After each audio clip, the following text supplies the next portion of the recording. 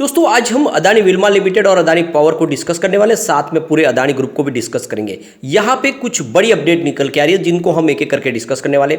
वैसे अगर आप देखें तो अदानी पावर एक अकेला स्टॉक है जो पिछले एक साल के अंदर काफ़ी अच्छा रिटर्न देने में कामयाब रहा है इस हिंडनबर्ग की रिपोर्ट के बावजूद भी।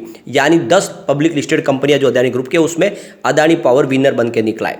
लेकिन अदानी ग्रुप के लिए मुसीबत कम नहीं हो रही। यहाँ पे एक बड़ा इल्जाम और लगा है अदानी ग्रुप के ऊपर कि उन्होंने गरीबों की जमीन को गलत तरीके से हथिया है। अब ये इल्जाम किसने लगाया और क्या है पूरा मामला जानने की कोशिश करेंगे इस वीडियो के माध्यम से।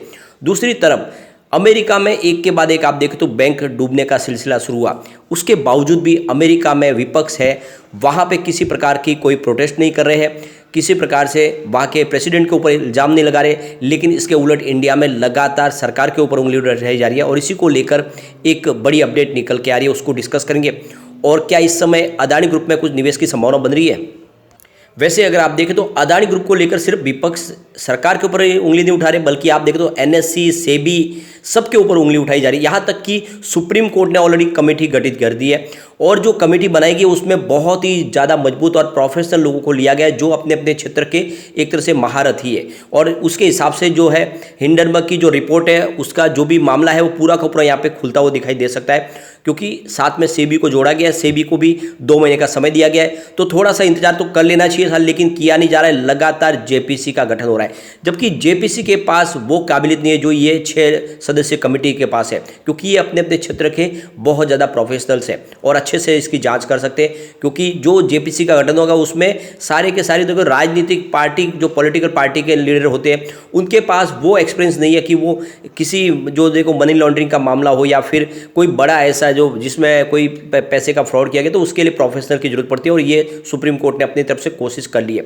तो इसके लिए हमें इंतजार तो करना होगा। अब यहाँ पे जो अपडेट है उनको एक एक करके डिस्कस करेंगे। सबसे पहले अगर हम अदानी विल्मा लिमिटेड की बात करें, स्टॉक 408 पर था फ्राइडे के दिन, जहाँ पे 2.96% की गिरावट हुई थी। अब इस गिरावट के पीछे वजह है बाजार में गिरावट, लगभग 400 पॉइंट की गिरावट थी बाजार में। अब अदानी विल्मा लिमिटेड में पिछले एक साल के हिसाब से देखें तो आपको लगातार निगेटिव रिटर्न देखने को मिलेगा।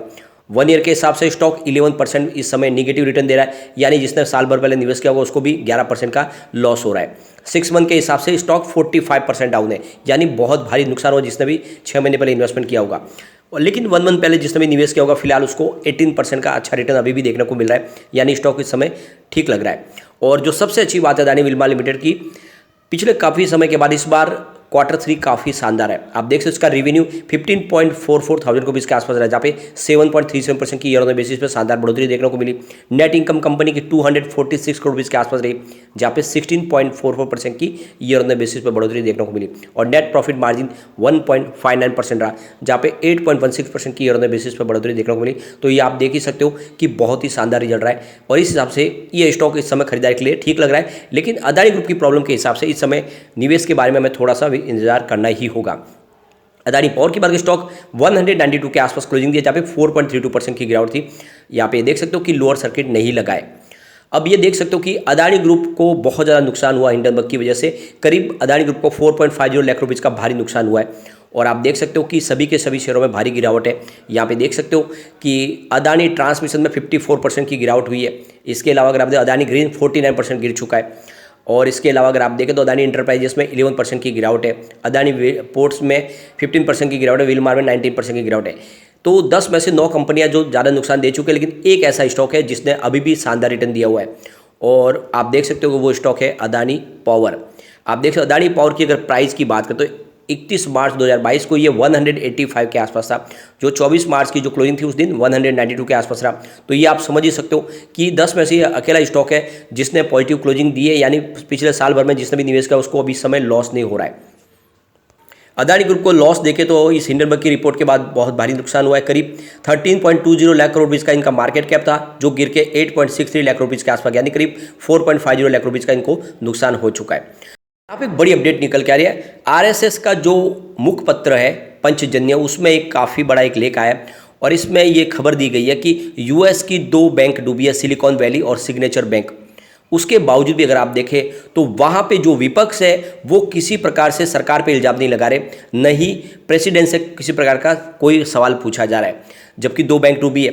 इसके उलट इंडिया में अदानी ग्रुप का मामला बना, उसके बाद से ही विपक्ष लगातार सरकार के ऊपर हमलावर है। सरकार से जवाब मांगे जा रहे हैं कि सरकार इसमें कार्रवाई क्यों नहीं करी है या फिर सरकार ने इसमें फायदा क्यों पहुंचा है। इस तरह से लगातार सवाल उठाए जा रहे हैं। तो ये फर्क है यूएस और इंडिया के अंदर।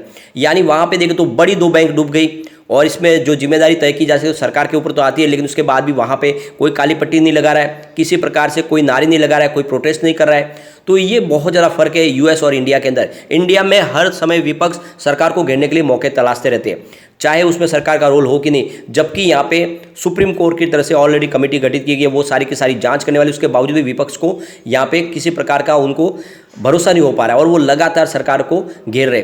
तो ये देख सकते हो कि उन्होंने एक बड़ा यहाँ पे लेख छापा है कि 2 बैंकों के डूबने के बावजूद भी यस जो अमेरिका के अंदर जो है सिस्टम इतना शानदार है कि वहाँ पे विपक्ष अब इस समय इस मुसीबत की घड़ी में सरकार के साथ खड़ी है, लेकिन ऐसा इंडिया में नहीं है। इंडिया में लगातार विपक्ष हर समय सरकार को घेरने की कोशिश करते हैं।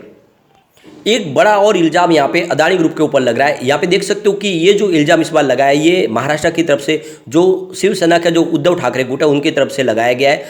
जो इल्ज़ाम लगाया उद्धव ठाकरे के एमपी विनायक राउत की तरफ से, उनका कहना है कि कोंकण के अंदर 1000 एकड़ जो ज़मीन है गरीब किसानों की, वो सारी की सारी अदानी ग्रुप को दी गई है बहुत ही कम पैसों में।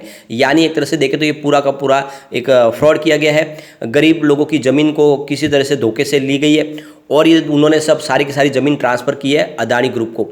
और जो सबसे बड़ा इल्ज़ाम लगाया कि ये ज़मीन जो ली गई है ये आप देख सकते हो थर्मल पावर जनरेशन कंपनीज के लिए ली गई थी, लेकिन ये जो सारी ज़मीन तो अदानी ग्रुप के पास गई है, लेकिन इसको लेने के लिए यहाँ पे सरकारी कंपनी का नाम लेके लिया गया है। सरकारी कंपनी है, थर्मल पावर प्लांट है, उसके माध्यम से ये ज़मीन ली गई थी। लेकिन ये सारी की सारी जो ज़मीन है अदानी ग्रुप को ट्रांसफ़र किया गया अदानी ट्रांसमिशन के तहत, क्योंकि ये कंपनी का अधिग्रहण अदानी ट्रांसमिशन ने किया है। तो कुल मिला के देख सकते हो कि बहुत ही कम पैसे में गरीबों की ज़मीन है वो अदानी ग्रुप को ट्रांसफ़र की गई है सरकार की तरफ से। तो ये एक बड़ा इल्ज़ाम लगाया और इस तरह से इल्ज़ाम लगातार लगाए जा रहे, बहुत सारे अलग अलग राज्यों में लगे तो इल्ज़ाम बहुत सारे लग रहे। उसके बावजूद भी एक बहुत बड़ी गौर करने वाली बात है कि इस समय भी जहाँ पे भी विपक्ष की भी सरकार है वो कोई अपना जो बिजनेस कॉन्ट्रैक्ट है जो तोड़ नहीं रहे अदानी ग्रुप के साथ में। आप देखें तो 65,000 रुपीज़ का एक बड़ा इन्वेस्टमेंट करने जा रहे हैं वो राजस्थान में सरकार कांग्रेस की है, लेकिन वहाँ पे वो किसी प्रकार का उनके साथ में बिजनेस तोड़ने की तैयारी नहीं करे, बल्कि जो इसके अलावा आप बंगाल में बहुत सारा वो निवेश करें, वहाँ पर सरकार टीएमसी की है, वो भी उनके साथ में किसी प्रकार से अपने संबंध तोड़ने की बात नहीं करे। तो ये बात तो क्लियरली समझ में आ रही है कि जहाँ पे विपक्ष को फायदा हो रहा है वो अपने हिसाब से निर्णय ले रहे। लेकिन कुल मिला के देख सकते हो अदानी ग्रुप अपनी तरफ से कोशिश पूरे करे। अब इसके बीच में देखें तो अदानी ग्रुप के जो सबसे बड़े पार्टनर है, यहाँ पे देख सकते हो कि टोटल एनर्जी जो फ्रांस की कंपनी है, ये फ्रांस की कंपनी ने एक कहा है कि हमको अदानी ग्रुप में निवेश करके काफ़ी अच्छा प्रॉफिट मिला है। चाहे ये हिंडनबर्ग की रिपोर्ट निकल गई उसके बाद भी हमको कोई प्रकार का लॉस नहीं हुआ है। उन्होंने कहा है कि हमने $3.1 बिलियन का जो हमारा निवेश था 2022 में, वो इस समय जो हमारा निवेश है वो $5.1 बिलियन के आसपास पहुंच गया है। तो हमने पैसे कमाए और इन्होंने डायरेक्ट इन्वेस्टमेंट किया हुआ अदानी ग्रुप की कंपनियों के अंदर। और उनका कहना है कि हमें भरोसा है अदानी ग्रुप के ऊपर और हमने जो इन्वेस्टमेंट किया वो सरकारी कायदा कानून के अनुसार, यानी जो हिंदुस्तान के लॉ है उसके हिसाब से किया। इसमें किसी प्रकार की कोई कोताही नहीं बरती गई है। हमारा जो निवेश है वो पूरी तरह से पारदर्शी तरीके से और इसमें हमको अच्छा खासा प्रॉफिट मिला और हमें अभी भी अदानी ग्रुप के ऊपर भरोसा है और हम इनके साथ में बिजनेस को आगे कंटिन्यू करेंगे। तो काफ़ी बड़ी राहत मिली है इनको, क्योंकि ये बहुत बड़े इनके इन्वेस्टर है और पार्टनर है जो इनके काफ़ी कंपनियों के अंदर इनका निवेश भी है। और अदानी का जो बड़ा सपना है इस समय अदानी ग्रीन का बिजनेस, उसके अंदर भी इनका निवेश है, लेकिन फिलहाल इन्होंने उसको होल्ड पे रखा है क्योंकि हिंडनबर्ग की रिपोर्ट के बाद में वो कहते हैं कि एक बार इसका फैसला हो जाए उसके बाद निवेश किया जाए। तो आने वाले समय में निवेश जरूर आएगा और अदानी ग्रुप तेज़ी से आगे बढ़ेगा, क्योंकि ये छोटा बिजनेस नहीं है, ये बहुत बड़ी एक कॉर्पोरेट हाउस है और अच्छे से अपना बिजनेस को संभाल सकते हैं। हो सकता है इसमें कुछ कमियां हो तो उसका भी निपटारा हो जाएगा जब सेबी की रिपोर्ट निकलेगी और जो सुप्रीम कोर्ट की जांच होगी उसके बाद में दूध का दूध और पानी का पानी तो हो ही जाएगा। तब तक हमें वेट करना चाहिए। और लोगों ने अच्छा पैसा कमाया भी है जिसने डिप में खरीदारी की थी निचले लेवल से, लेकिन रिस्क बहुत ज़्यादा है, इसलिए इस समय कोई खरीदारी की सलाह दी नहीं जा सकती। इसलिए आपको इस समय आपको अपनी रणनीति अपने हिसाब से डिसाइड करनी होगी। लेकिन फ्रेंड, कोई भी इन्वेस्टमेंट करने से पहले अपने फाइनेंशियल एडवाइजर से बारे में ले ले या अपना खुद का रिसर्च करें, क्योंकि मैंने वीडियो आपके एजुकेशनल पर्पज़ के लिए ही बनाया। वीडियो पसंद आए तो लाइक से जरूर कीजिए और चैनल को सब्सक्राइब कर दीजिए। Thank you friend.